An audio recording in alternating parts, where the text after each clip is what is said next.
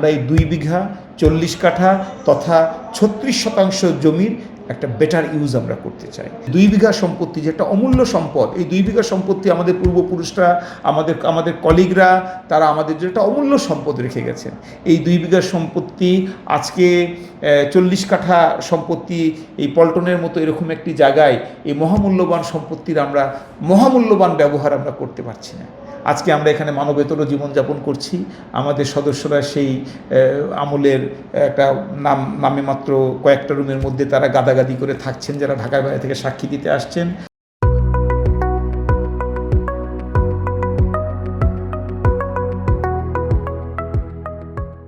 তা আমাদের আগ্রহ এবং আমাদের কর্মপরিকল্পনায় থাকবে, খুব তাড়াতাড়ি থাকবে যে আমরা এই 2 বিঘা 40 কাঠা তথা 36% জমির একটা বেটার ইউজ আমরা করতে চাই। একটা বেটার একটা মাল্টি প্ল্যান করে একটা বিল্ডিং করতে চাই, যেখানে আমাদের সদস্যরা দেশের বিভিন্ন জায়গা থেকে ঢাকায় সাক্ষী দেওয়া থেকে শুরু করে বদলিজনিত কারণে শুরু করে বা অন্যান্য চিকিৎসাজনিত কারণে প্রায়োরিটি বেসিসে তাদেরকে এখানে যাতে আমরা আবাসন সিটের ব্যবস্থা ক্ষণস্থায়ী সময়ের জন্য করতে পারি, তার জন্য প্রচুর আমাদের এখানে পর্যাপ্ত পরিমাণে তাদের অ্যাকোমোডেশনের ব্যবস্থা থাকবে। তারপরে আমাদের এখানে আপনার পাঠাগার থাকবে, বিনোদনের জন্য যে সকল কমন রুম দরকার সেগুলো থাকবে, তারপরে বিভিন্ন হল রুম থাকবে যেগুলো আমরা আমাদের প্রয়োজনে ব্যবহার করব, আবার বিভিন্ন সময় বাণিজ্যিক ভিত্তিতে আমরা সেগুলোকে তার বেটার ইউজ করব। এরপরে ডেফিনেটলি বাকি এখানে তো মোস্টলি বিল্ডিংয়ের অধিকাংশ অংশ কমার্শিয়াল ইউজে যাবে, যে কমার্শিয়াল ইউজে গেলে তার যে ফান্ড যেটা ক্রিয়েট হবে এটাই পুলিশ বিভাগের কল্যাণে একটি বৃহৎ ভূমিকা রাখবে বলে আমি বিশ্বাস করি। আমরা যদি এখান থেকে আমাদের ছেলে মেয়েদেরকে বৃত্তি দিতে পারি, এখান থেকে যদি আমাদের পঙ্গু এবং আহত অসুস্থ পুলিশ সদস্যকে আমরা যদি পুলিশ কল্যাণ ট্রাস্টের পাশাপাশি আমরা যদি তাদেরকে সেই পরিমাণে যদি আর্থিক এবং মানসিক যদি আমরা সেই সাপোর্টটা দিতে পারি, আমার মনে হয় যেটি বিশাল ভূমিকা রাখতে পারে।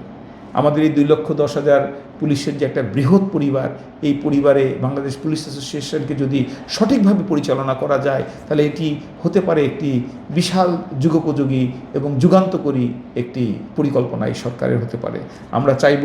যে আমাদের সদস্যরা সকলে সঠিক মনোবল নিয়ে কাজ করুক। তারা কখনোই যেন নিজেদেরকে আন্ডারমাইন না ভাবে। বাংলাদেশ পুলিশ এই দেশের স্বাধীনতার সংগ্রামে সর্বপ্রথম অস্ত্র ধরে রাজারবাগে এই পাকিস্তানি হানাদার বাহিনীর বিরুদ্ধে বুক চিতিয়ে লড়াই করেছে। এই যে আমাদের গৌরবের যে ইতিহাস, এই ইতিহাসটাকে ধারণ করে আমি মনে করি যে যেহেতু আমি বাহিনীর এই বাংলাদেশ পুলিশ অ্যাসোসিয়েশনের উপদেষ্টা, আমি পাশাপাশি 2010 সালে আমাকে যেহেতু কম্পালসারি রিটায়ারমেন্টে দেওয়া হয়, আমার জাতীয়তাবাদী আদর্শের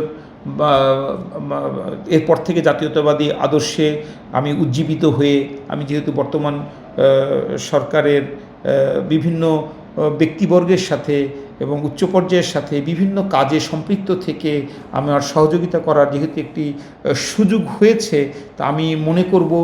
মনে করি যে এখন সময় এসেছে যে এই অ্যাসোসিয়েশনের একজন গুরুত্বপূর্ণ উপদেষ্টা হিসাবে এটিকে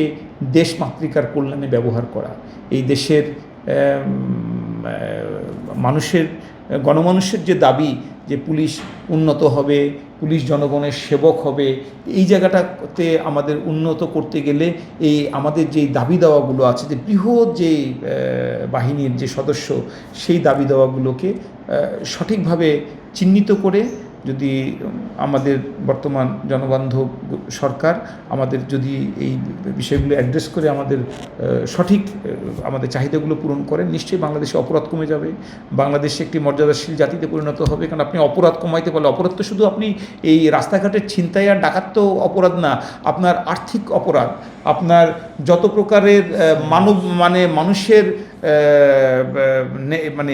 দৈনন্দিন জীবনের যত প্রকারের এই আল্লাহ প্রদত্ত আইন আর সরকার প্রদত্ত আইন, এই দুই আইনের বাইরে যত প্রকারের বিচ্যুতি, যত প্রকারের ব্যত্যয়, সবই তো